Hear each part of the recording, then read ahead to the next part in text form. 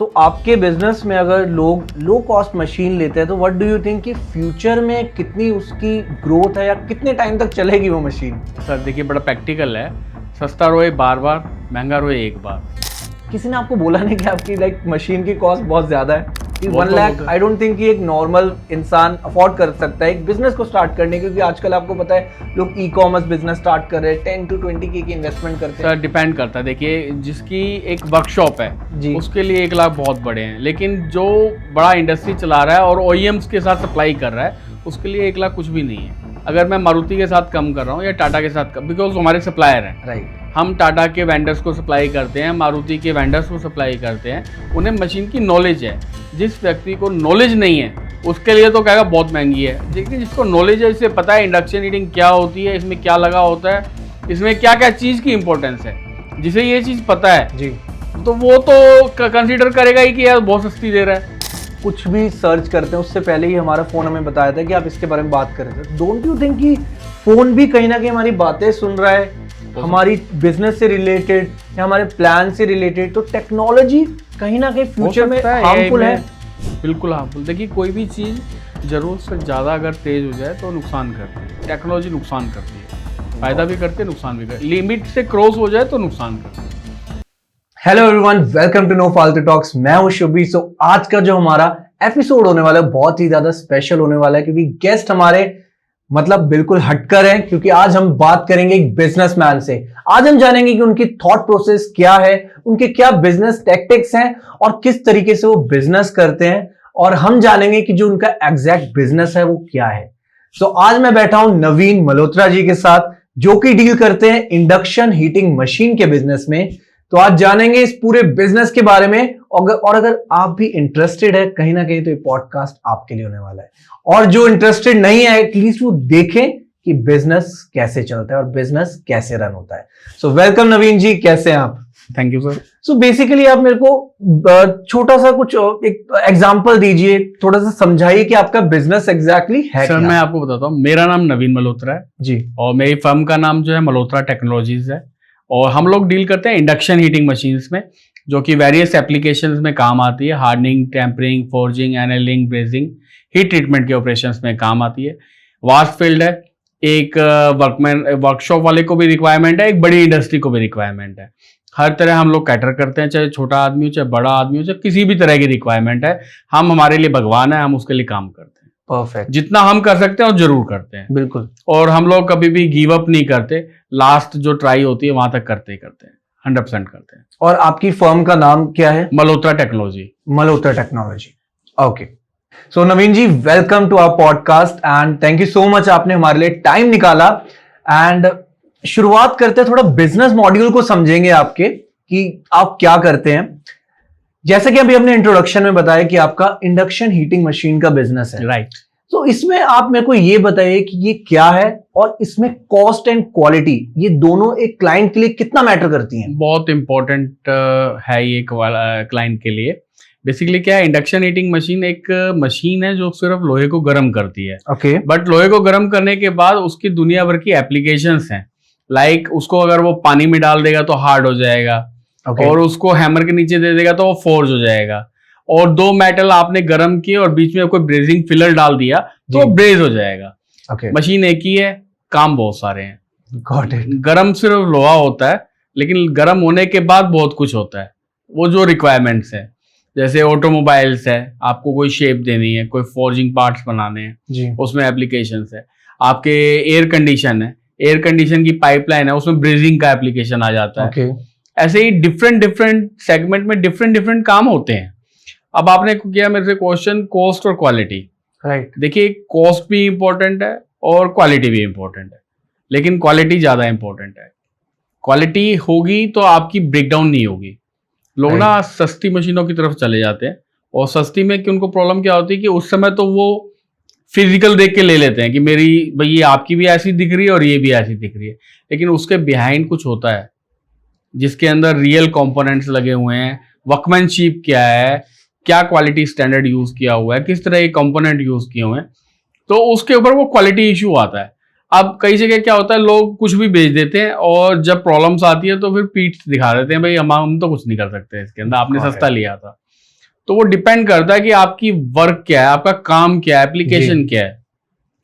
आपको सस्ता लेना है, महंगा लेना है, तो वो डिपेंड करता है। लेकिन कॉस्ट और क्वालिटी दोनों चीज होनी चाहिए। कॉस्ट अप्रोप्रिएट होनी चाहिए और क्वालिटी टॉप होनी चाहिए। और अभी आपने जैसे बात करी कि लो कॉस्ट मशीन्स की लोग ले लेते हैं, तो आपके बिजनेस में अगर लोग लो कॉस्ट मशीन लेते हैं तो व्हाट डू यू थिंक कि फ्यूचर में कितनी उसकी ग्रोथ है या कितने टाइम तक चलेगी वो मशीन? सर देखिए, बड़ा प्रैक्टिकल है। सस्ता रोए बार बार, महंगा रोए एक बार। अब ये कैपिटल इक्विपमेंट्स होते हैं। जी। कैपिटल इक्विपमेंट में क्या होता है कि आप क्वालिटी से कॉम्प्रोमाइज करेंगे। आप कॉस्ट कटिंग के लिए क्या करेंगे? पार्ट्स की कटिंग करेंगे, कहीं ना कहीं पैसे को बचाने की कोशिश करेंगे। हो सकता है आप आफ्टर सेल ही ना दें। मैंने आज आपसे ले तो ली, लेकिन जब कल मुझे जरूरत है, कस्टमर को जरूरत है, उसकी कोई मशीन में प्रॉब्लम आ गई या उसकी मशीन ब्रेक डाउन होगी और उसको प्रोडक्शन देनी है, उसका जो सप्लायर है उसको वो कंपोनेंट देने हैं, पार्ट देने हैं, लेकिन वो उसको जो अटेंड करने वाला बंदा ही नहीं है क्योंकि आपने सस्ती मशीन लिया, वो सर्विस ही नहीं दे रहा आपको। तो वो बहुत इंपॉर्टेंट है कि आप क्वालिटी एंड कॉस्ट दोनों को देखें। कॉस्ट अप्रोप्रिएट होनी चाहिए, लोअर नहीं होनी चाहिए।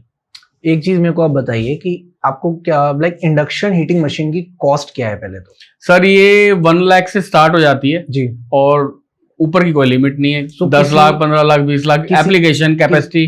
जी जी। किसी ने आपको बोला नहीं कि आपकी लाइक मशीन की कॉस्ट बहुत ज्यादा है? कि बहुत 1 लाख बहुत है। आई डोंट थिंक कि एक नॉर्मल इंसान अफोर्ड कर सकता है एक बिजनेस को स्टार्ट करने, क्योंकि आजकल आपको पता है लोग ई कॉमर्स बिजनेस स्टार्ट कर रहे हैं, 10 to 20 की इन्वेस्टमेंट करते हैं। सर डिपेंड करता है। देखिए, जिसकी एक वर्कशॉप है जी। उसके लिए 1 लाख बहुत बड़े हैं, लेकिन जो बड़ा इंडस्ट्री चला रहा है और ओईएम्स के साथ सप्लाई कर रहा है उसके लिए 1 लाख कुछ भी नहीं है। बेसिकली जी। आपकी अंडरस्टैंडिंग क्या है। अगर मैं मारुति के साथ कम कर रहा हूँ या टाटा के साथ, बिकॉज हमारे सप्लायर हैं, राइट। हम टाटा के वेंडर्स को सप्लाई करते हैं, मारुति के वेंडर्स को सप्लाई करते हैं, उन्हें मशीन की नॉलेज है। जिस व्यक्ति को नॉलेज नहीं है उसके लिए तो कहेगा बहुत महंगी है, लेकिन जिसको नॉलेज है, इसे पता है इंडक्शन हीटिंग क्या होती है, इसमें क्या लगा होता है, इसमें क्या क्या चीज की इंपॉर्टेंस है, जिसे ये चीज पता है जी। तो वो तो कंसीडर करेगा ही कि यार बहुत सस्ती दे रहा है। और जिसके लिए नॉलेज नहीं है वो कहेगा यार तू तो बहुत लूट रहा है यार, ये बहुत होता है। महंगी दे रहा है। ये होता है आजकल, हर कोई ऐसा ही है to be very exactly honest। ऐसे ही होता है। जिसको नॉलेज है वो उसको समझदार ही देखो, कहे। आपको प्रोडक्ट की नॉलेज पूरी होनी चाहिए और आप किस चीज में एंटर कर रहे हो वो डिपेंड करता है। अब लोग पहले मारुति 800 आती थी। जी। 800 बहुत मतलब लोअर सेगमेंट में आप कह सकते हो, जनरल सेगमेंट में कह सकते हो, हर आदमी ले लेता था। लेकिन मर्सिडीज भी तो आती है वो भी 4 व्हीलर, वो भी 4 व्हीलर, लेकिन कोई कंपैरिजन नहीं है। उसकी कॉस्ट में उसकी आउटपुट है, उसकी वर्थ है, उसकी जो कंफर्टेबल है, उसकी जो आप उसकी स्पीड को आप करते हैं या सेफ्टी फीचर्स Exactly। हैं, तो क्वालिटी मेंटेन की हुई है। लेकिन ये जो एक जनरल है, हर आदमी खरीद सकता है पहुंच में। ऐसे ही टाटा साहब लेके आए थे एग्री। नैनो लेके आए थे। बिल्कुल। उनका सपना था कि भाई हर आदमी के घर गाड़ी हो, ये हो वो, लेकिन वो एक जनरल थी भाई, जिसने कभी देखी नहीं, जिसने कभी 2 व्हीलर नहीं चलाया, उसके लिए वो एक सपना था। लेकिन आज मेरी बात करें तो मैं कंफर्ट जोन को प्रेफर करूंगा। मैं लॉन्ग ड्राइविंग करता हूँ, मुझे ड्राइविंग का बहुत शौक है। जैसे 300 किलोमीटर, 400 किलोमीटर, क्या बात है। मैं 500 किलोमीटर तक भी रन कर लेता हूँ कि भाई मुझे ड्राइविंग करनी है non stop. Non stop. Good. तो उसमें बेसिकली क्या है कि फेलियर नहीं होना चाहिए, कंफर्ट होना डाउन चाहिए। नहीं होनी चाहिए कार। नहीं, दूसरी चीज क्या है, यहाँ से मैं जयपुर चला गया, थकान नहीं हुई, वापस भी आ गया, अगले दिन कुछ और काम कर लिया। लेकिन आप ऐसे ही लोअर स्टैंडर्ड में जाएंगे, मैं लोअर स्टैंडर्ड में, जनरल स्टैंडर्ड में जाते हैं, तो उसमें कंफर्ट जोन नहीं होता। आपको कंफर्ट का ध्यान रखना पड़ता है। हर चीज के प्लस और माइनस दोनों चीजें हैं। तो अगर आप कॉस्ट की तरफ जा रहे हैं तो कॉस्ट लोअर नहीं होनी चाहिए, अप्रोप्रिएट होनी चाहिए। एग्री। वो शुड बी शूटेबल। मैंने अगर आज इस वॉलपेपर का सपोज करो 100 रुपीज पे किया है, जी। तो 100 रुपीज की वर्थ है, वर्थ इट होना चाहिए। ऐसा नहीं होना चाहिए यार कि वर्थ तो 10 रुपए की थी और मैंने 100 दे दिया, या वर्थ 500 की और मैंने 100 दे दिया। वो नहीं होना चाहिए। ना लोअर होनी चाहिए ना हायर होनी चाहिए, अप्रोप्रिएट होनी चाहिए और उसके बजटरी होना चाहिए, आरओआई उसका परफेक्ट होना चाहिए। Got it. तो बेसिकली आप ये कहना चाह रहे हो कि कॉस्ट के साथ क्वालिटी बहुत ज्यादा मैटर करती है और क्वालिटी से कॉम्प्रोमाइज नहीं करना चाहिए। ठीक है। बिल्कुल भी नहीं करना तो चाहिए। आप जैसे अपनी मशीन्स को क्वालिटी मेंटेन करने के लिए क्या क्या ऐसे फॉलो अप लेते रहते हैं, क्या क्या ऐसे चेक सर देखिए, फॉलो करते हैं? हर चीज में ना एक अपडेट्स बहुत जरूरी होते हैं। जी।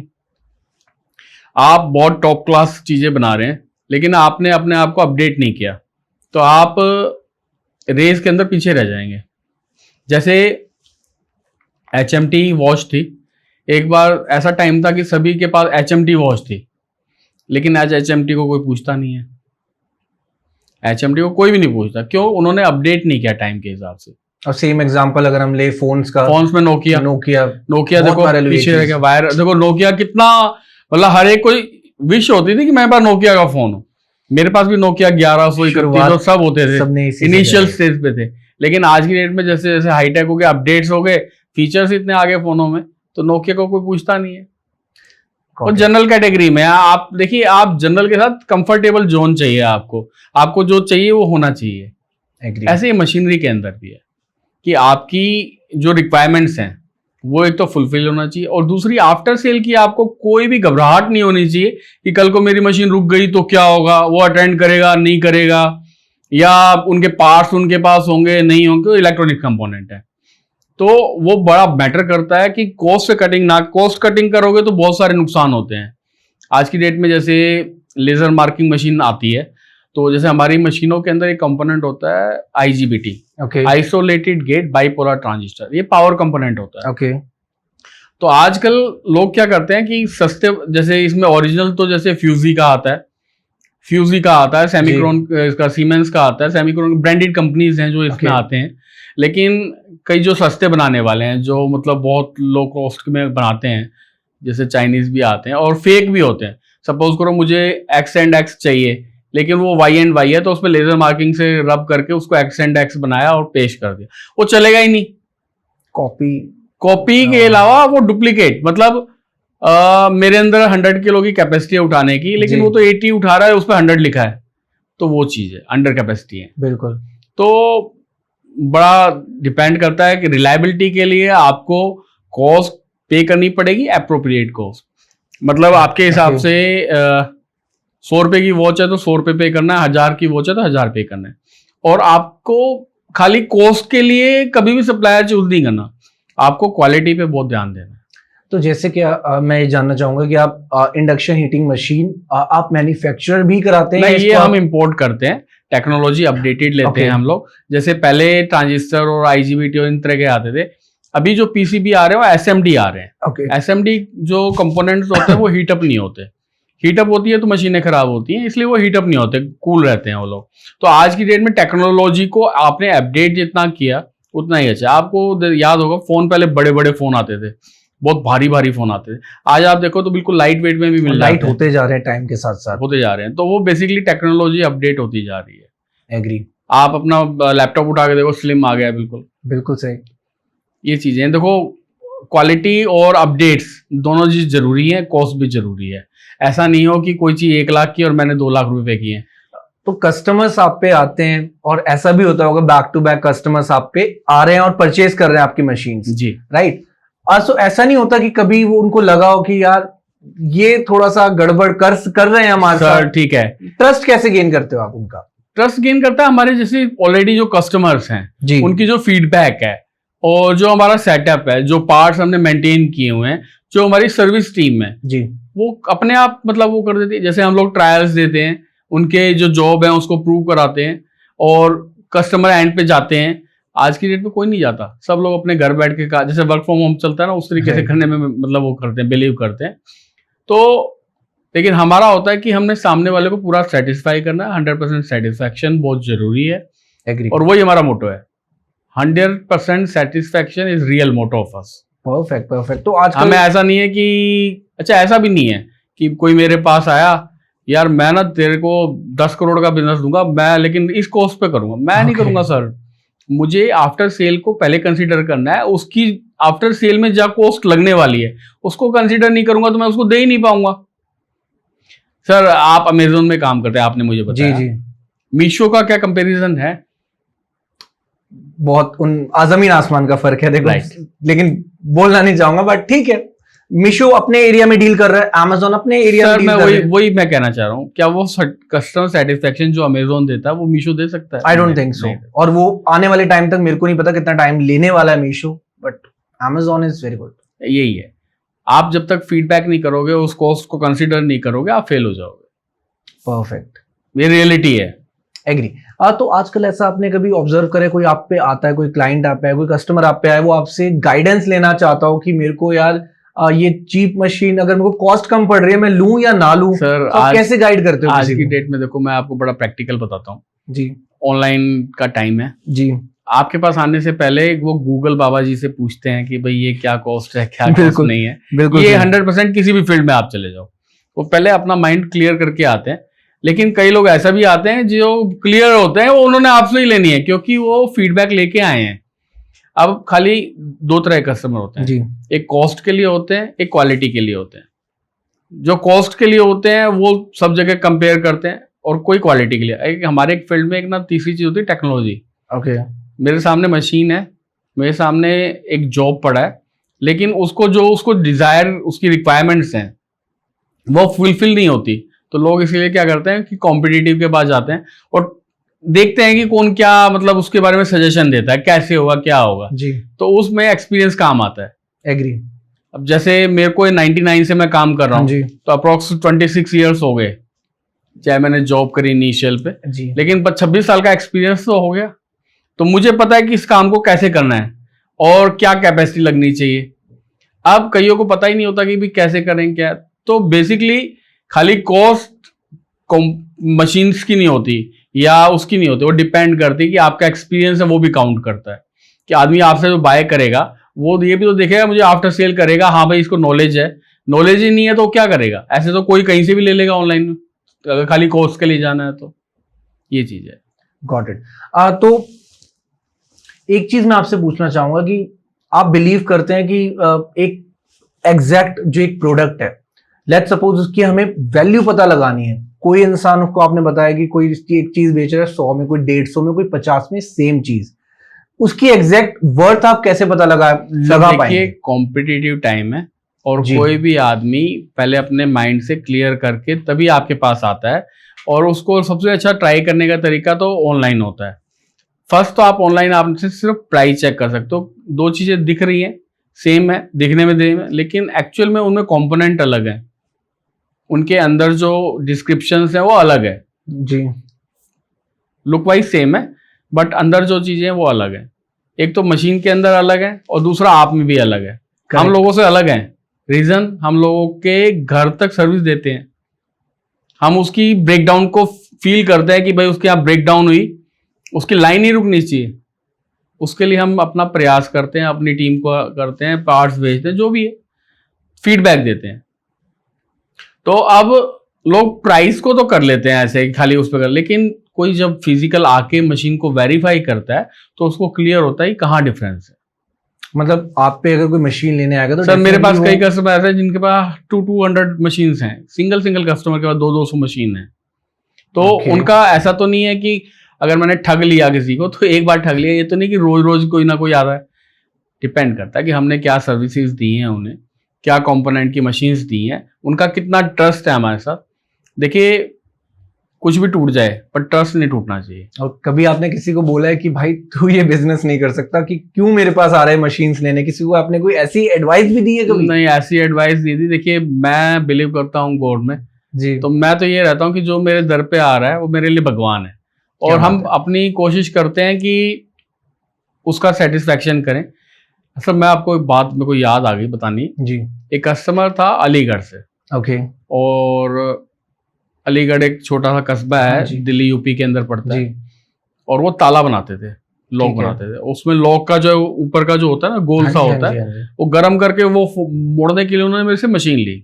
बुजुर्ग से थे और छोटा कारखाना चलाते थे मतलब। अच्छा आप ये देखिए कि उनके पास सर्विस की अगर 2 बार या 3 बार रिक्वायरमेंट है तो उन्होंने कॉस्ट नहीं पी की। नवीन भाई मैं आपको एक ताला भेजता हूँ, ऐसा अलीगढ़ का ताला किसी के पास है नहीं, लेकिन हम ठीक है। उसे खुशी से उसकी सर्विस भी करते थे और उसको अडॉप्ट भी करते थे कि भाई कोई बात नहीं, किसी की आशीष तो मिल रही है, किसी का घर चल रहा है, क्या दिक्कत है।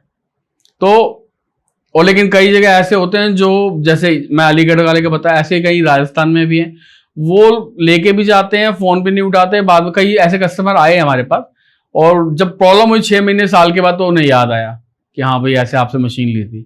उसे ये याद नहीं कि मैंने आपके कितने पैसे देने, उसे ये याद है कि मैंने आपसे तो मशीन ली थी। बेसिकली कहा जाए आप थोड़ा सा सोशल वर्कर का भी काम करते हैं।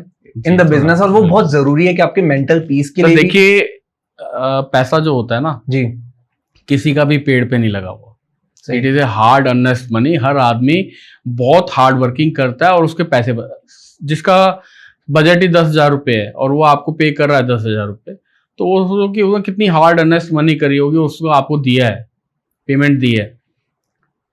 तो आपको जो है हर एक आदमी को भगवान की तरह देख के और आपको बिल्कुल एकदम सेटिस्फैक्शन से काम करना है। खाली अपना लालच नहीं देखना, हमें लालच नहीं है, हमें लालच, हम कॉम्प्रोमाइज कर लेते हैं, प्राइस में भी कर लेते हैं जितना हम कर सकते हैं जी, क्रेडिट पे भी दे देते हैं। कई बार देखते हैं यार सामने वाला वाकई उसको जरूरत है और उसको अभी नहीं है, और बिलीव हो जाता है कि हाँ भाई ये रिफंड करेगा या पैसे दे देगा, तो दे देते हैं, कोई बात नहीं। तो वो लेकिन डिपेंड करता है कस्टमर किस तरीके का, क्या चीज है। दिल से दिल मिले होते हैं, पता लग जाता है सब भाई, पता लग जाता है। पता लग जाता है कि इंसान, इतना एक्सपीरियंस आपको हो गया कि आप जज बिल्कुल। कर सकते हो कि ये कस्टमर मेरे लिए आगे फ्यूचर में बेनिफिट देगा या मेरे को घाटा भी दे और सकता देखिए है। सर, आपने आज उसको खुश कर दिया, आगे तो वो दे रहा है, ठेकेदार बैठा है ऊपर। बिल्कुल सही, बिल्कुल सही। तो मैं आपसे ये पूछना चाह रहा हूँ कि कभी किसी गवर्नमेंट फील्ड ने आपको कांटेक्ट करा है? हमने गवर्नमेंट ने सप्लाई करी है, ऑर्डिनेंस में सप्लाई की है। ऑर्डिनेंस के अंदर जैसे गन बनाने वाले की या HAL में हमने दी है। और यहीं से क्वेश्चन निकल कर आता है कि न्यूक्लियर एंड डिफेंस इंडस्ट्री में आपने कंट्रीब्यूशन दिया है? डिफेंस में हमने दी है, जो तोपें बनती हैं, जो चाहे उसमें छोटा सा पार्ट हो, हमने अपने इक्विपमेंट्स दिए हैं।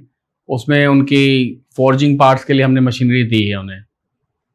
Got it. आज तो कभी आपको लगता नहीं है कि लेट सपोज आप ऑब्वियसली वो मशीन्स अभी इंपोर्ट हो रही हैं आपके पास, लाइक यू हैव नॉलेज, आपको पता है कौन सी मशीन कैसे लेनी है, कब लेनी है, कितने प्राइस में लेनी है, क्वालिटी क्या है मशीन की, तो कभी आपने मेक इन इंडिया को फॉलो करने की कोशिश करी कि यार मैं लेने की जगह ना यार कभी खुद बनाए, कभी ऐसा कुछ आपके माइंड में? सर कोविड के टाइम पे हमने स्टार्ट किया था, ओके, बट डिपेंड करता है कि एक्चुअली क्या है कि इलेक्ट्रॉनिक्स जो है टोटली बाहर से आता है जी, आप कितना ही अपडेट करने का, लेकिन आप उसको नहीं कर सकते। तो इसीलिए हम लोग क्या करते हैं, जो लेटेस्ट टेक्नोलॉजी होती है उनको परचेज कर लेते हैं, इंपोर्ट कर लेते हैं। ओके, तो ठीक है, चाइना से करते हैं, ताइवान से करते हैं, जैसा रिक्वायरमेंट होती है और जो हमारे को चाहिए, जो डिजायर्ड कंपोनेंट चाहिए, तो उसके हिसाब से हम लोग कर लेते हैं। तो मैं जानना चाहूंगा चाइना हर चीज क्यों मैन्युफैक्चर करता है? सर देखिए, ऐसा क्या reason मैं है? चाइना बहुत गया हूँ और चाइना से काम भी बहुत ज्यादा जी। करते हैं। बेसिकली क्या है, वहाँ वर्कमैनशिप है। ओके, लाइक थोड़ा समझाइए। हाँ, जैसे अपने यहाँ कल्चर है कि सुबह 8 बजे अगर फैक्ट्री स्टार्ट हुई है तो जी, सभी को पता है काम 8:30 पे स्टार्ट होएगा या 9 o'clock स्टार्ट होएगा। पंचुअल है बहुत। नहीं, पंक्चुअल का तो देखा जाए, वर्कमैनशिप अच्छा। और उनको काम की भावना है, मतलब उनके लिए काम सब कुछ है। 8 बजे से 12 बजे का जैसे टाइम होता है उनका वर्किंग का सुबह, जी, 12 से 1:30 का लंच टाइम होता है, 1:30 से 5:30 फिर जी। होता है, फिर 1.5 घंटे, मतलब 1.5 घंटे का उनका लंच होता है बेसिकली। ठीक है, डिनर वहां पे शाम को होता है, तो शाम को 5:30 से 7 बजे डिनर टाइम होता है उनका। तो 1.5 घंटे का जो लंच होता है वो प्रॉपर लंच होता है और रेस्ट होता है उनके लिए। और सुबह 8 बजे ओनर नहीं आया फैक्ट्री में, तब भी वो अपने जो भी उसका काम है, जी। मशीन के ऊपर है, अकाउंट्स में है, एडमिन में है, वो अपने पे फुल स्पीड से काम करता हुआ नजर आएगा आपको। Got it, got it. मतलब वो वर्कमैनशिप उनकी बहुत परफेक्ट है, और जिसकी जो काम है, जो भी उसका डिजाइन है, मतलब उसको सपोज करो अकाउंट्स देखना है या उसको स्टोर देखना है या प्रोडक्शन देखनी, मतलब जिसका जो भी काम है 8 o'clock वो अपनी जगह पे नजर आएगा आपको। ऐसा नहीं है कि ओनर आएगा उसको बोलेगा ये करना, ये ऐसा नहीं है। चाहे वो काम छोटा हो चाहे बड़ा हो। और 8 से 12 बजे तक वो जैसे रोबो होता है ना, ऐसे काम करते हुए नजर आएंगे आपको। ऐसा ना हमने बहुत सारी, मैंने मूवीज भी देखी हैं, आजकल वेब सीरीज में भी दिखाते हैं, जो उनका वर्क कल्चर है ना बहुत ज्यादा टॉक्सिक भी होता जा रहा है दिन बर दिन। जी। सो कहीं लगता नहीं कि उनके ह्यूमन नेचर पे भी इम्पैक्ट आता है? अगर वो इतना वर्क कर रहे हैं तो डेफिनेटली उनकी जो आने वाली जनरेशन है उन पर भी इम्पैक्ट पड़ेगा। डिपेंड, देखो मैं आपको बताता हूँ, जैसे 8 से 12 उसने काम किया जी, और 12 से 1:30 उसका लंच टाइम है। जी, सपोज करो 15 मिनट में लंच कर लिया, उसके बाद वो नैप लेते हैं, रेस्ट करते हैं, पावर नैप। पावर नैप लेते हैं, वो वहीं सो जाएगा। अगर आप वहां पे एज ए क्लाइंट हो, आपका जैसे कस्टमर गए हो जी, और आपको उनसे मशीनरी परचेज भी करनी है, बट वो 15 मिनट, जो वर्कर की बात कर रहा हूं मैं, वो 15 मिनट अपना लंच लेके वहीं नैप करेगा। एनर्जी गेन करने के तरीके हैं उनके। और फिर जैसे शाम को 5:30 से 7 बजे का लंच हुआ, 7 बजे के बाद फुल स्पीड से लग जाए। मैंने वहां देखा है लोग 4-4 दिन कंटिन्यू काम करते हैं नैप ले लेके। My God. I don't think ये, लेकिन वहां पे रिलैक्स बताता हूँ कैसे करते हैं। वो बताइए। हाँ जी। वहां पे डिनर का कल्चर बड़ा अच्छा है। अच्छा। जैसे सपोज करो मैं क्लाइंट हूँ, मैं गया जी। उनके पास, तो वो बॉस जो है वो सारे स्टाफ को लेके चलेगा साथ में, ओके। डिनर पे लेके जाएगा। राउंड टेबल्स होती हैं ओके। और फूड रोटेट करके सामने आ जाता है, तो वो इतना खाना ऑर्डर कर देंगे और वो बैठ के वहीं गप्पे मारेंगे, वहीं आपसे सारी बात करेंगे, रिलैक्स होते हैं पूरे पूरे। और हर फैक्ट्री में गेमिंग टाइम होता है, खेलते हैं शाम को जी। तो रिलैक्स करने के तरीके हैं। गॉट, मतलब वो कंफर्ट में भी थोड़ा सा इन्वेस्ट करते हैं अगर वहां के कोई भी बिजनेस ओनर्स हैं, बिल्कुल एम्प्लॉयज को भी सेटिस्फाई कर रखते हैं, राइट। देखिए एम्प्लॉय और एम्प्लॉयर दोनों का बॉन्डिंग बहुत अच्छी होती है। ओके। एम्प्लॉयर उसको एम्प्लॉय मतलब दे रहा है, सैलरी भी दे रहा है, सब कुछ दे रहा है, और एम्प्लॉय जो है वो रिजल्ट देता है। लेकिन देखा जाए इंडिया में जो कल्चर आजकल आया है, आई गेस जब से शार्क टैंक इंडिया आया ना, many people have started their own work, अपने बिजनेस खोल रहे हैं, चाहे कोई भी फील्ड हो। आपकी फील्ड के बारे में जैसे आपने बताया, लेकिन there are multiple industrial fields as well. देखिए जनरल इंडस्ट्री में तो क्या होता है, कोई भी एंटर कर सकता है, लेकिन जहाँ टेक्नोलॉजी बीच में आ जाती है जी, तो फिर जब तक आपको नॉलेज नहीं, आप नहीं कर सकते उसको। तो टेक्नोलॉजी पे बात आते हैं इस बार। एआई, आर्टिफिशियल इंटेलिजेंस, जी, इसका बहुत बड़ा रोल है आज की डेट में ह्यूमन डेवलपमेंट को लेकर, और एक साइंटिफिकली बहुत अपग्रेड हो चुकी चीजें। आपको लगता है कि ये चीजें आपकी इंडस्ट्री में अगर आ जाए तो इसको ये क्वेश्चन ना मेरे से लास्ट पॉडकास्ट में भी आया था, लास्ट टू लास्ट, ठीक है, मैंने रिप्लाई किया था, एआई सब कुछ नहीं कर सकता। ओके, एआई सेफ है, आपका बिजनेस सेफ है, 100% सेफ है, ठीक कुछ है। नहीं।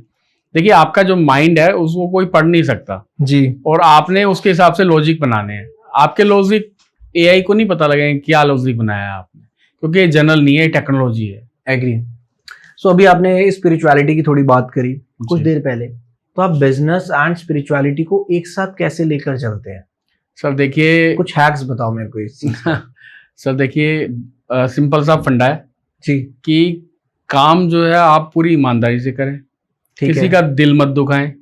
कोई आपके पास आया तो भगवान आया है, उसको पूरा पूरा अर्चना कीजिए। अर्चना मतलब उसको कैटर कीजिए, उसकी जो मशीन चाहिए उसको सूटेबल सजेस्ट करो, प्राइसिंग उसकी परफेक्ट दो, किसी को एथिकली गलत मत करो, मतलब उसकी जेब ना काटो, ठीक है, उसको परफेक्ट चीजें दो, और जो उसके लिए सूटेबल है वो चीज दो।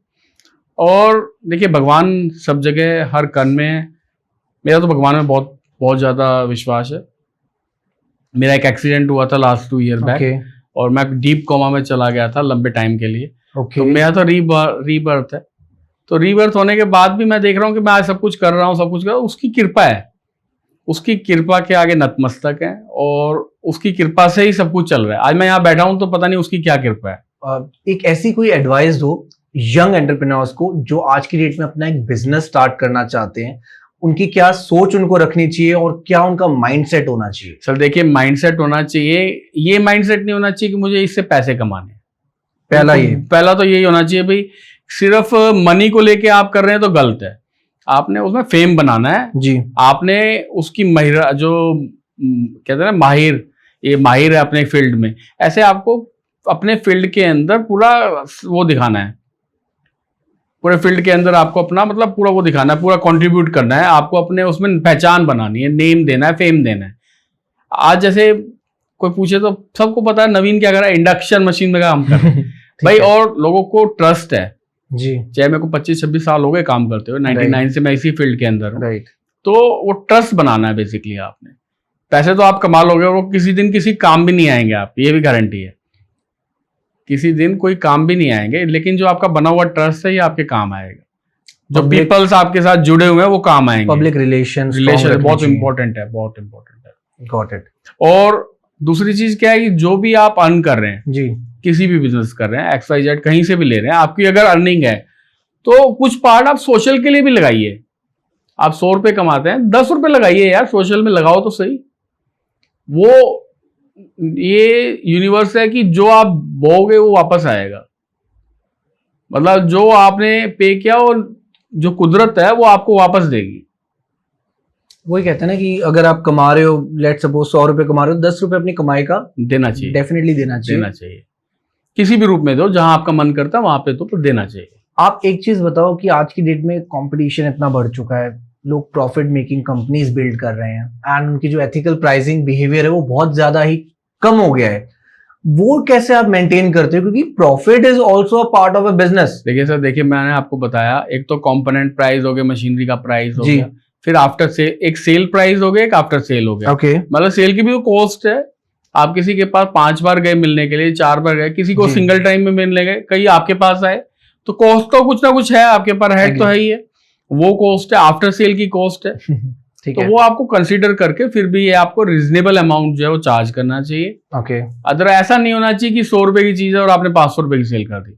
लोगों का माइंडसेट ये बन चुका है कि बस पैसा कमाना है। दूसरी चीज मैं एक और भी जानता हूँ कि आज सपोज करो मैं काम कर रहा हूँ, जी। तो जो नए बच्चे आ रहे हैं वो शॉर्टकट में घुस गए हैं। एग्री। मैं आपको रियलिटी बता रहा हूँ कि बहुत से लोग खाली अपना स्टॉक मार्केट देखते हैं या शॉर्टकट देखते हैं, यार कैसे इतना बड़ा बन जाऊं, लेकिन स्ट्रगल होता है, इतना इजी नहीं है। जिंदगी में स्टेप बाय स्टेप ही चीजें होती हैं। अगर मुझे बुर्ज खलीफा पे चढ़ना है तो मुझे लिफ्ट लेके धीरे धीरे ही ऊपर जाना पड़ेगा। Agree, totally agree. ऐसा नहीं होगा कि मैं कोई जंप लगा के सीधा 126 फ्लोर पे पहुंच जाऊंगा, पॉसिबल ही नहीं पॉसिबल। अभी आपने बात करी ट्रेडिंग की, क्या आप एडवाइस देना चाहेंगे कि अगर किसी को ट्रेडिंग करनी है तो पहले उसको क्या देखना चाहिए? सर, स्टॉक ट्रेडिंग आदमी करते हैं, बहुत लोग करते हैं, मुझे नहीं पता ये ठीक है या गलत है। एज ए इन्वेस्टमेंट ठीक है, लोगों के पास अगर 100 रुपीज है और 10 रुपीज की उसने इन्वेस्टमेंट करनी है जी। तो वो कर सकता है। बट आज की डेट में ट्रेंडिंग क्या है, 100 रुपीज है और उसने 1000 की उसने इन्वेस्टमेंट कर दी, मतलब उसके ऊपर खाली जो प्लस माइनस होते हैं, जो कम या ज्यादा होता है, फिर वो Got it. बाद में परिवार जो है बर्बाद होते हैं, बिल्कुल कुछ खत्म हो जाते हैं, कोई फायदा नहीं। आपने कभी इन्वेस्टमेंट करी है? इन्वेस्टमेंट करिए इन्वेस्टमेंट तो stock market, crypto, anything? Sir, investment करी है, ट्रेडिंग नहीं करी, गैम्बल नहीं किया। गैम्बलिंग नहीं करी, ठीक है। मतलब मेरे पास 100 रुपए हैं तो 5 रुपए 10 रुपए लगाए हैं, 100 रुपए हैं तो मैंने 10,000 रुपए या 1 लाख रुपए कभी नहीं लगाए। इन्वेस्टमेंट तो वही होगी, लॉन्ग टर्म के लिए, लॉन्ग आप टर्म के लिए invest होती करके है। रखो। और देखिए, आपको लाइफ में लॉन्ग टर्म पे चलना पड़ता है जी। इमीडिएट कुछ चीज रिजल्ट नहीं देती। मैं 99 से जॉब करी, 1500 रुपए में मैंने जॉब करी, Okay. 1500 रुपए 3000 रुपए में मैंने जॉब छोड़ी 2005 में, और आज जहां भी मैं पहुंचा हूं, तो क्या मैं उस दिन पहुंच सकता था 99 में या सन 2000 में पहुंच सकता? नहीं पहुंच सकता था। हर चीज के लिए आपको एक पेशेंस रखना पड़ता है, आपको उसमें मेहनत करनी पड़ती है, आपको धीरे धीरे आगे बढ़ना पड़ता है। So sir, what's your thought कि एक इंसान अगर जॉब कर रहा है और एक इंसान बिजनेस करना चाह रहा है, सेम इंसान, सो किस चीज को आप प्रायोरिटी दोगे कि बिजनेस करना चाहिए या जॉब करनी चाहिए, और किस में ज्यादा ग्रोथ है? सर देखिए, ग्रोथ एक हर एक आदमी की विश होती है कि मुझे ग्रोथ मिले, जी। लेकिन मैं तो ये माना, जो बिजनेस कर रहा है चाहे जॉब कर रहा है, जो भी काम करे शिद्दत से करे, ईमानदारी से करे, और अपने काम से कभी भी धोखेबाजी ना करे। अगर वो अपने काम, देखिए जॉब कर रहा है, आपने 5 घड़ी में देखे 5 o'clock हो गया, चलो भाई मेरा छुट्टी का टाइम हो गया, और आपने काम के अकॉर्डिंग का, अब जॉब भी अगर करी, काम के अकॉर्डिंग करी, मेहनत करी, शिद्दत से करी, आपको उसमें भी सक्सेस मिलेगा। आप चाहे जॉब कर रहे हैं चाहे काम कर रहे हैं, जो भी काम करें ईमानदारी से करें, शिद्दत से करें। सो सर, ऐसा होता है आज की डेट में कि employer is not that much good, right? एक इंसान घिसे जा रहा है, उस केस में वो क्या करे, क्या एडवाइस सर, दोगे वो उसको? डिपेंड होती है, वो डिपेंड करता है। देखिए, ऐसा 100 में से 1 या 2 लोग होते हैं, बाकी लोग सबके पेन को संभलते हैं, क्योंकि हम लोग भी, देखिए मैं ग्राउंड से आया हूँ, राइट। मैं ऐसा तो नहीं है कि फर्स्ट डे ही मैं अपना एक एंटरप्रेन्योर बन गया, मैं भी ग्राउंड से आया तो हूँ। आपने भी जॉब मैंने करी है? 1500 रुपए की जी। जॉब छोड़ी, 3000 रुपए की जॉब छोड़ी 2005 में, तो मुझे भी पता है किस तरह का काम किया, लेकिन हमने वो जो हार्ड वर्किंग करी, आज वो पे, गवर्नमेंट जो हमारी ये यूनिवर्स है वो मुझे पे बैक कर रही है। तो Right. आपने जो बोया वो आपको वापस मिलेगा, आज नहीं मिलेगा तो कल मिलेगा, मिलेगा पक्का, 100% मिलेगा। वो ठेकेदार बैठा है तो उसने आपको देना है। परफेक्ट, बिल्कुल सही बात। और आप ये बताइए, जैसे कि अभी हम एम्प्लॉयर और एम्प्लॉय की बात कर रहे हैं, एम्प्लॉय से रिलेशन आपको अच्छे बनाने होते हैं, बिल्कुल वर्कर बनाना से चाहिए। कैसे बनाते हैं? देखिए, आप कहीं काम कर रहे हैं, जी। किसी भी आपने काम किया, एसोसिएशन में काम किया, वर्कर में किया, एम्प्लॉय में किया, कहीं भी किया, जी। आपको ऐसे फ्रेंडली बनना चाहिए, आपको फ्रेंडली रहना चाहिए, उनके सुख दुख को भी जानना चाहिए।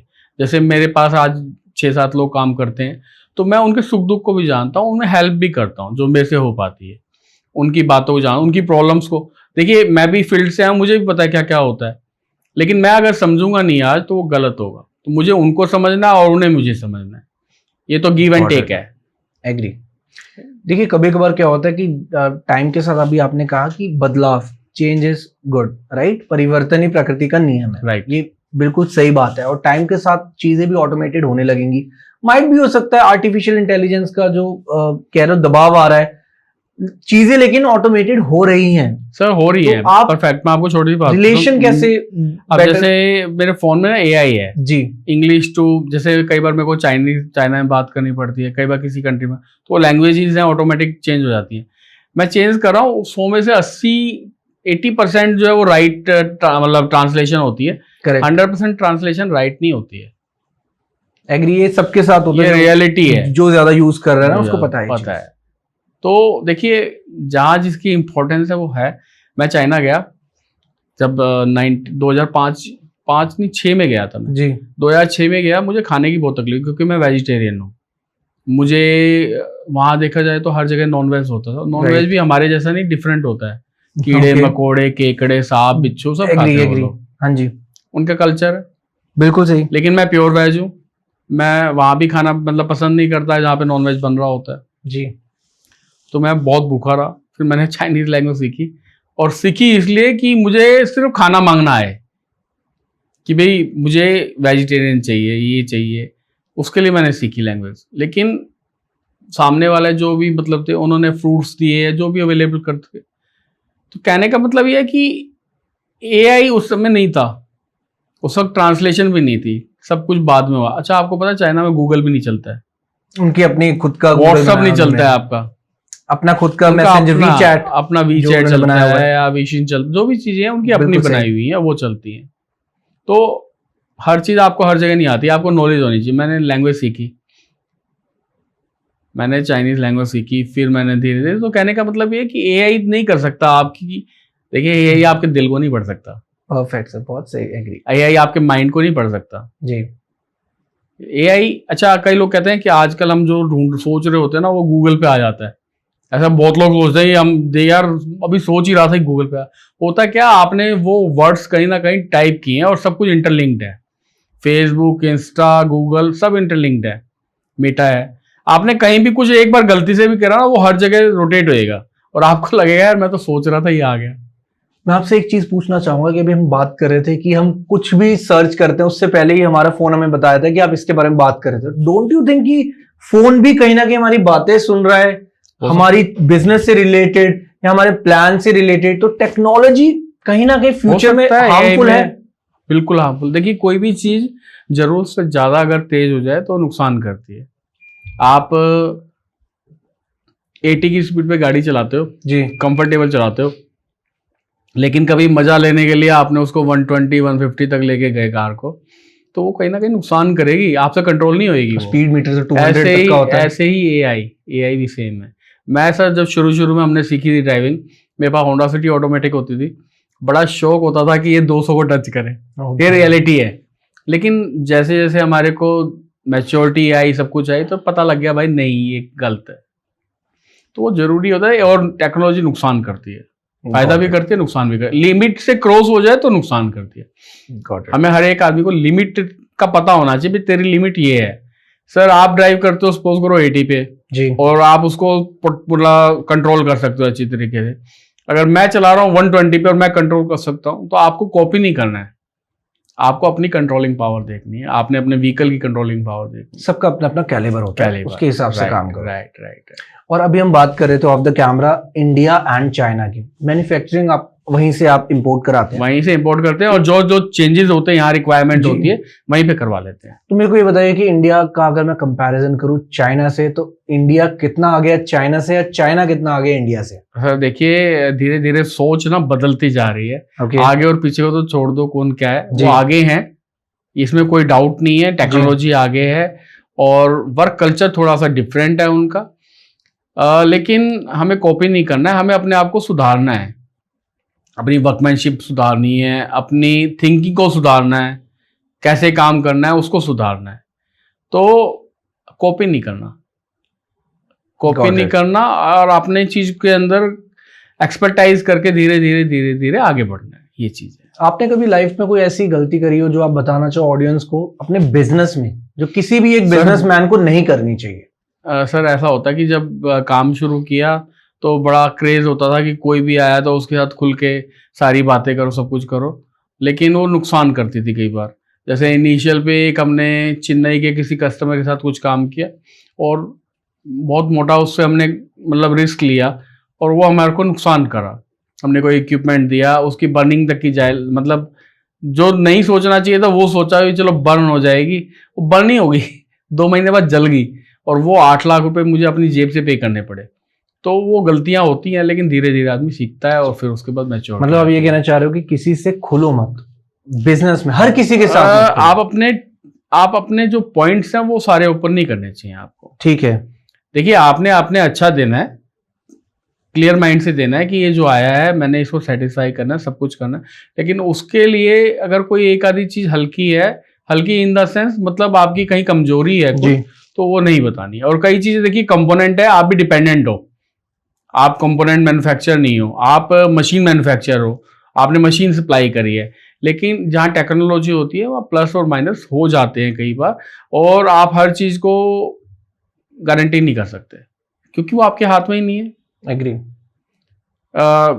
कल रात को मेरा फोन था, मैंने चार्जिंग पे जस्ट लगाया और मेरे हाथ से छूट गया और नीचे गिरते के साथ ही स्क्रीन क्रैश हो गई। तो मेरे हाथ में तो नहीं है, अब वो शॉपकीपर उसकी गारंटी क्यों देगा? तो कहने का मतलब हर चीज आपके हाथ में नहीं है, आप सिर्फ उतना ही कमिट करिए जो आपके हाथ में है। Got it, got it, got it. और देखिए कोई भी आप काम कर रहे हैं, 2 चीजें होती हैं, एक तो प्रॉफिट होता है, एक लॉस होता है। एग्री।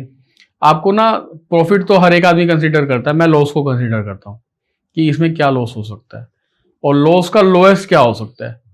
सपोज करो मैंने आपको 1 लाख रुपए का कोई इक्विपमेंट दिया, तो पॉजिटिव तो हर एक आदमी सोचेगा मुझे 10% बचेगा, 5% बचेगा, 20%, हर एक का अपना है, जो भी कुछ बचता है प्रॉफिट। लेकिन लॉस क्या हो सकता है, लॉस मैक्सिमम क्या होगा? तो मैं ना मैक्सिमम लॉस की साइड जाता हूँ जब भी मैं बिजनेस करता हूँ या कुछ भी करता हूँ, इवन घर पे भी कोई काम करता हूँ, तो उसका मैक्सिमम लॉस साइड क्या है, क्या नुकसान हो सकता है। यार ये नुकसान, मैंने इसे 10 लाख लिए हैं, मैक्सिमम क्या होगा यार, मुझे 10 लाख का नुकसान होगा। तो लेकिन मैक्सिमम साइड पे थिंक करके उस पे काम करो अगर कर सकते हो तो। देखो ये इस चीज का ये मतलब भी तो हो सकता है कि कहीं ना कहीं नेगेटिव अप्रोच नहीं है कि हम पहले ही लॉस सोच रहे हैं, नहीं नहीं profit होने नहीं, से पहले। आपने प्रॉफिट सोचना है, लेकिन नुकसान को सहने की शक्ति भी होनी चाहिए आपके पास। सपोज करो मैंने आज कुछ नहीं तो 5-1 हजार इक्विपमेंट छोटे बड़े सेल किए होंगे अपने लाइफ टाइम में। 5,000 इक्विपमेंट में चलो आपने 5 साल 10 साल हो तो भूल जाओ, जो रिसेंट में 1 साल में आपने जो भी सेल अप किया, आपका मैक्सिमम आप उसको फीडबैक करने लायक तो होने चाहिए एटलीस्ट। कई लोग सिर्फ भेज देते हैं लेकिन उनके पास कुछ फीडबैक नहीं होती, फीडबैक नहीं होगी तो आप काम कैसे करोगे? एग्री। भाई मेरे पास स्टॉक में 100 मशीन है और मैंने किसी को 5 इक्विपमेंट दिए या 2 इक्विपमेंट दिए, उसमें कुछ प्रॉब्लम्स होगी, कुछ होगी और उसकी लाइन उसके ऊपर, उसने मेरे को पेमेंट भी दी है, तो मैं क्या करूंगा? मैं भैया उसकी रिप्लेस भी तो कर सकता हूँ, मेरे पास फीडबैक होगी तो। अगर फीडबैक नहीं होगी तो मैं क्या करूंगा? हाथ जोड़ूंगा ना। बिल्कुल। तो आपका मैक्सिमम साइड पे क्या लॉस है? वही 2 इक्विपमेंट की कॉस्ट और वो आपने उसकी लाइन चलाई, तो वो आपको बढ़िया रहेगा। अब तो अगर मैं चाइना से ही रिलेटेड बात करना चाहूंगा कि देयर इज 2 वेबसाइट्स, एक इंडिया मार्ट है जो इंडिया की है और एक वेबसाइट है अलीबाबा। यहां से डायरेक्टली हम लोग कांटेक्ट करते हैं मैन्युफैक्चरर ऑफ इंडिया में जो मैन्युफैक्चर कर रहे हैं और जो चाइना में कर रहे हैं। सो इन ऐप्स में कितना ट्रस्ट करना चाहिए, हमें जाकर डीलिंग करनी चाहिए? What do you prefer? ये इंटरनेशनल ट्रेडिंग की नई वेबसाइट, नए पोर्टल्स बन गए हैं जी। एक्चुअल में अलीबाबा या मेड इन चाइना ये जनरल है। यहाँ के जो लोग बायर को वहां से मतलब परचेज करने के लिए सर्च करते हैं, क्योंकि हमें वही पता है वहाँ की जो local search engine, that is not India, ये अलीबाबा और मेड इन चाइना, उनकी है बाइडू। ओके। वो बी को पी पढ़ते हैं, पैटू बोलते हैं, पैटू पैटू पैटू। Okay okay. तो BAIDU, baidu.com वहाँ की लोकल सर्च इंजन है, वहाँ आपको रियल सप्लायर मिलेंगे। तो यहाँ पे सर्च कर सकते हैं, यहाँ के लोग भी यहाँ के डायरेक्टली लोग कर सकते हैं, और वो कोई भी कर सकते हो, जैसे नेट है सब सर्च कर सकते हैं। लेकिन जो अलीबाबा और मेड इन चाइना उसमें ट्रेडर्स बहुत सारे हैं, आप नहीं जज कर सकते कौन मैन्युफैक्चरर है कौन ट्रेडर है, दिक्कत होती है। और चाइनीज लैंग्वेज इतनी इजी नहीं है। एग्री। आप प्रेफर करेंगे वैसे आज की डेट में जो लोग मैन्युफैक्चरर को कांटेक्ट करें, ये वेबसाइट्स को प्रेफर करेंगे, आपने बाइडू को प्रेफर सर देखिए जो जनरल होता है और जो दिखता है ना वो बिकता है। अलीबाबा और मेड इन चाइना हर एक आदमी को दिखता है, बाइडू उनका लोकल है वो दिखता नहीं है। वीशिन मतलब वीचैट, उनका लोकल, वीचैट को वीशिन बोलते हैं, वो लोग वीशिन, वो बोलते हैं वीशिन माँ, व्हाट्सएप नहीं बोलेंगे, वो बोलेंगे वीशिन माँ, मतलब आपके पास वीशिन वीचैट है और आपने वीचैट में अगर दिखाया तो वो समझ जाएगा। तो कहने का मतलब उनकी जो लोकल प्रेफरेंस रहती है लोकल चीज़ों में रहती है। अलीबाबा मेड इन चाइना ये इंटरनेशनल वेबसाइट वेब पोर्टल है, ट्रेडर्स है बेसिकली, इन्होंने उसमें आपको कुछ भी जज नहीं होगा क्या है क्या नहीं, आप प्राइस का आइडिया ले सकते हो बस। तो इंडिया के जो डीलर्स हैं और वहां के डीलर्स में आपको क्या डिफरेंस देखने को मिला? सर देखिए, मैं तो कभी डीलर्स या ट्रेडर्स के पास काम नहीं किया, हमने तो मैन्युफैक्चरर से काम किया जी। और मैंने तो अपनी कंपनी भी एक जनरेट करी थी, कोविड के टाइम बंद करनी पड़ी। ओके जिसमें हम मेडिकल ऑटोमेशन का कुछ काम करते थे। ओके जी। Got it. तो कोविड ने आपके बिजनेस को कितना हिट करा बेसिकली? कुछ भी हिट नहीं किया, और डिपेंड, देखिए फिर वही बात आती है कि आपके रिलेशनशिप कैसे हैं। एग्री। कोविड में हमें कोई नुकसान नहीं हुआ, हमने पेमेंट करी नहीं करी, मटेरियल आता रहा, काम चलता रहा, कोई नुकसान नहीं हुआ। बल्कि सपोर्ट, जैसे ऑक्सीजन जनरेटर थे उन्होंने वो भेजे हमारे को हेल्प के लिए, तो उस समय जो रिक्वायरमेंट्स थी उन्होंने करी। सो बेसिकली बहुत अच्छे से आपने अपने बिजनेस को समझाया, बिजनेस के मॉडल। देखिए मैं जैसे इंडक्शन हीटिंग मशीन में हम डील करते हैं, मैं नहीं, कई लोग करते हैं जी, लेकिन उस मशीन की एप्लीकेशंस क्या है ये सबके पास है। कोई भी आदमी ट्रेडिंग कर सकता है, इंपोर्ट कर सकता है, बेच सकता है, उसकी फीडबैक नहीं कर सकता, उसको टेक्नोलॉजी का एक्सपीरियंस नहीं है, भाई क्या चीज़ कहाँ शूट होती है, क्या इसके लिए शूटेबिलिटी है, कितना प्राइस होना चाहिए, ये किसी को नहीं पता। अच्छा, ये सबको पता भी होगा तो लोग क्या करते हैं, आज आपसे कोई मटेरियल परचेज कर रहे हैं, आपने सपोज करो एक्स मटेरियल 100 रुपये में मुझे दिया, लेकिन ज्यादातर लोगों की टेंडेंसी रहती है वो ऑनलाइन चेक करें, यार वो 90 का दे रहा है, वो 80 का दे रहा है, वो 70 का दे रहा है, प्राइस वॉर में रहता है जी। लेकिन हम लोग प्राइस में तो रहे, बट हमने सप्लायर नहीं चेंज किए हमने अपनी क्वालिटी को मेंटेन रखा और अपडेट किया, वो इंपॉर्टेंट। तो एक चीज मैं समझना चाहूंगा, सारी चीजें आपने समझा दी, बिजनेस की टैक्टिक्स आपने बता दी, आपके बिजनेस में क्या क्या होता है वो बता दिया, लेकिन आप ये बताओ कि आपके बिजनेस की जो कैटेगरीज हैं, कि आपका जो काम है मेटल का, वो कहाँ कहाँ सप्लाई होता है। लाइक अभी हमने बात करी कि defence ministry, defence and industrial जो सेक्टर है वो कहाँ कहाँ आप सप्लाई करते हैं? देखिए ये मल्टीपल एप्लीकेशंस हैं, जिसमें ऑटोमोबाइल भी आ जाता है जी, एयर कंडीशन भी आ जाता है, इसमें आपका मेडिकल इंडस्ट्री भी आ जाती है, हैंड टूल इंडस्ट्री भी आ जाती है। बेसिकली क्या है कि लोहा वही है, उसको गर्म करके डिफरेंट एप्लीकेशन डिफरेंट इंडस्ट्री के अंदर यूज होती है। उसके लिए 3 चीजें होती हैं, 2 चीजें होती हैं, 3 नहीं होती, 2 होती है। एक कैपेसिटी होती है, एक फ्रीक्वेंसी होती है। हम लोग 300 किलोवाट तक इक्विपमेंट डील करते हैं, और हम लोग अल्ट्रा हाई फ्रीक्वेंसी और मीडियम फ्रीक्वेंसी, लो फ्रीक्वेंसी में डील करते हैं। तो हमारे पास सब तरह के इक्विपमेंट्स हैं जो मैंने आपको बताया, 3 kilowatt to 300 kilowatt, low frequency, high, ultra high frequency, medium frequency. ये हमारा इंडस्ट्रियल, आप ऑटोमोबाइल में भी कर सकते हैं, मेडिकल में भी कर सकते हैं, हैंड टूल इंडस्ट्री में भी कर सकते हैं, जहां भी लोहे को गर्म करना है किसी भी तरीके, किसी भी शेप में। रेलवे भी है, रेलवे में भी दी है हमने, इनडायरेक्ट दी है, तो रेलवे में दी है, कॉलेजेस में दी है जहाँ पे बच्चों को सिखाया जाता है। तो ये सारी चीजें हैं जिनमें हम लोग अपनी सप्लाई देते हैं। मतलब बेसिकली आपका सोर्स बहुत ज्यादा फैला हुआ है, ब्रॉड है, बहुत ब्रॉड है। देखिए काम करने की कोई लिमिट नहीं है, काम आप कहीं भी कर सकते हैं। एक बार अप्रोक्स 10 साल पहले एक आदमी आया, कहता है रबड़ को ऐसे ना गर्म करके उसको फैलाना है जी, जबकि इंडक्शन से रबड़ गर्म भी नहीं होती है, मतलब मैं हाथ से टच करूंगा तो मेरे हाथ को कुछ भी नहीं होगा। तो हमने उसको सॉल्यूशन दिया कि इस रबड़, जो ये एयर कंडीशन की पाइपलाइंस होती है ना, इसकी जो केसिंग होती है रबड़ की, वो बनानी थी। तो हमने उसके लिए कुछ एक्सपेरिमेंट्स किए, कुछ किया, और वो कर दिया काम। रबड़ वैसे गर्म नहीं होती। तो कहने वाला टेक्नोलॉजी का ये फर्क होता है कि हमें क्या चीज़ें, एक्सपर्टीज धीरे धीरे आती है, लेकिन मैच्योरिटी भी आती है, और आपको पता भी लगता है क्या चीज़। कई आज के दिन में 25 साल हो गए, अभी भी नई चीजें आ जाती है। वही मैं पूछना चाहूंगा कि आपको क्या लगता है कि अभी भी कितनी लर्निंग की जरूरत है इस बिजनेस में? सर ये लाइफ टाइम प्रोसेस है, जब तक आप काम करोगे आपको कुछ ना कुछ सीखना ही है। एंड वन मोर थिंग, आपको लगता है कि जनरेशन बाय जनरेशन आप रिकमेंड करेंगे अपने आने वाली पीढ़ी को कि आप ये करो बिजनेस? नहीं, देखिए किसी के ऊपर कुछ थोपना बेकार है। एग्री।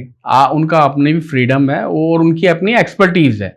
मेरा एक शुरू से उसमें बना, मैंने वही काम किया, वही सब चीजें आगे बढ़ाई। लेकिन मेरी जो नेक्स्ट जनरेशन है, वो उसका जो एक्सपर्टीज है, जो उसका माइंड करता है, उसको उसमें करना चाहिए। मैं उसको कभी इंसिस्ट नहीं करूंगा कि सेम बिजनेस में आए, वो डिपेंड करता है उसकी एक्सपर्टीज क्या है, उसका इंटरेस्ट क्या है, तो वो सारी चीज। सो आई होप आप लोगों के जितने भी क्वेश्चन है रिलेटेड टू बिजनेस, वो सर ने अपने बहुत ही इजी तरीके से आंसर देकर समझा दिए हैं।